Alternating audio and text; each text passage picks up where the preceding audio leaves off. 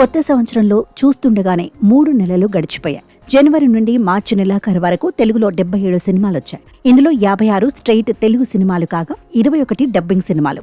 అయితే ఈ మొత్తం సినిమాలలో సాలిడ్ గా నిర్మాతలకు, బయ్యర్లకు లాభాలు తెచ్చిపెట్టిన సినిమాలు 6 మాత్రమే. ఈ ఏడాది జనవరిలో మొత్తం 23 సినిమాలు వస్తే అందులో రామ్ చరణ్ గేమ్ చేంజర్ తీవ్ర నిరాశపరచగా, వెంకటేష్ సంక్రాంతికి వస్తున్నాం సూపర్ డూపర్ హిట్ అయింది. సీనియర్ స్టార్ హీరోలలో 300 కోట్ల గ్రాస్ ను కలెక్ట్ చేసిన హీరోగా వెంకటేష్ ను అగ్రస్థానంలో నిలబెట్టింది. అదే సంక్రాంతికి వచ్చిన బాలకృష్ణ డాకు మహారాజ్ సినిమా సైతం అభిమానులను మెప్పించి విజయ పదంలో సాగింది. ఈ నెలలో వచ్చిన ఇతర చిత్రాలేవి ఆశించిన స్థాయిలో ఆడలేదు.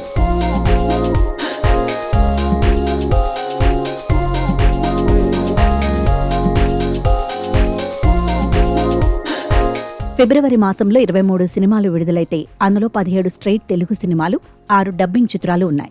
ఫిబ్రవరి 7న విడుదలైన తండేల్ మూవీ చక్కని విజయాన్ని సాధించడమే కాదు, నాగ చైతన్యను 100 కోట్ల క్లబ్లో తొలిసారి చేర్చేసింది. ఇదే నెలలో వచ్చిన పలు చిత్రాలు తీవ్ర నిరాశకు గురిచేశాయి. లైలా, బ్రహ్మానందం, బాపు, రామం రాఘవ, మజాకా వంటి చిత్రాలు బాక్సాఫీస్పై ప్రభావం చూపలేకపోయాయి. మార్చి నెలలో మొత్తం 31 చిత్రాలు విడుదల కాగా అందులో 24 స్ట్రెయిట్ తెలుగు సినిమాలు, 7 డబ్బింగ్ చిత్రాలు ఉన్నాయి. ఇందులో 2 సినిమాలు అనూహ్య విజయాన్ని అందుకున్నాయి. నాని, ప్రశాంతి తిపుర్నేని నిర్మించిన కోర్టు మూవీ అందులో ఒకటి. ఈ మంచి విజయాన్ని అందుకుని 50 కోట్లకు పైగా గ్రాస్ ను వసూలు చేసింది.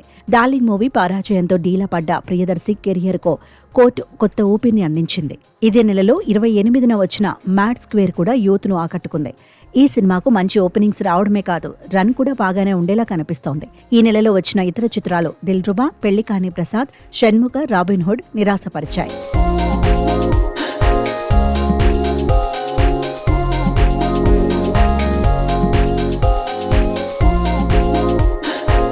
ఇక ఈ 3 నెలల్లో వచ్చిన 21 డబ్బింగ్ మూవీస్లో ఒక్క సినిమా మాత్రమే తెలుగు వారికి లాభాలు తెచ్చిపెట్టింది.